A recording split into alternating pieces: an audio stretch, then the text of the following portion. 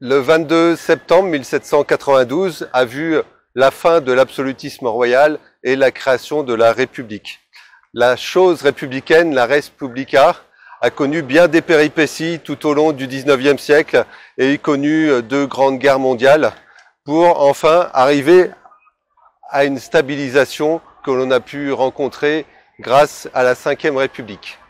Régime présidentiel qui ne pouvait fonctionner que par la probité, l'intégrité et le respect des valeurs citoyennes d'un président.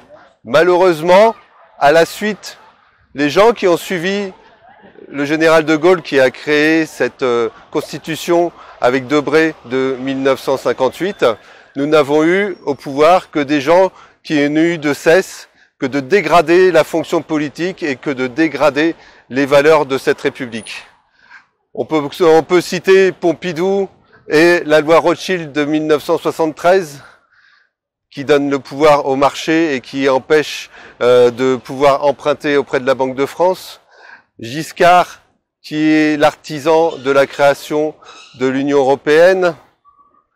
Mitterrand qui fut l'artisan entre autres de Maastricht. Derrière, Chirac qui a continué, qui a amené vers la Constitution européenne, travaillée et écrite, entre autres, par une personne que l'on parle beaucoup actuellement, qui s'appelle Monsieur Barnier. Nous avons ensuite eu Sarkozy et son allégeance à l'OTAN. Hollande, mon ennemi c'est la finance, qui n'a eu de cesse que de créer des lois qui allaient à l'encontre des travailleurs et au bénéfice du capital. Donc voilà ce que ces gens ont fait pendant plus de 50 ans.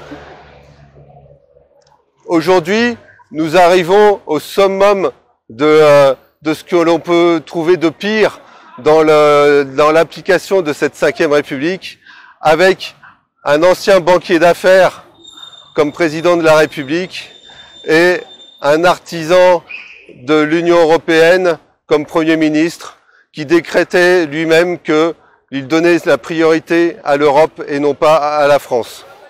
Aujourd'hui, nous avons connu, grâce aux Gilets jaunes, une tentative d'essayer de montrer le désarroi d'une population et de proposer d'autres choix politiques. Nous avons vu que ça a été réprimé par la violence et nous voyons également que ça a réfréné beaucoup d'initiatives. Nous, ce que nous souhaitons, c'est de trouver un autre chemin et d'amener vers l'espoir d'un nouveau régime, de ce régime à bout de souffle, de ce régime qui ne tient plus que par des agents au service d'une oligarchie mondialiste et qui sont corrompus par leur petite satisfaction et par leurs petits privilèges. Et donc il faut absolument que le peuple se réorganise en assemblée locale et le tout grâce à une constituante qui nous permettra de enfin retrouver une démocratie par le peuple, pour le peuple. Voilà, je vous remercie.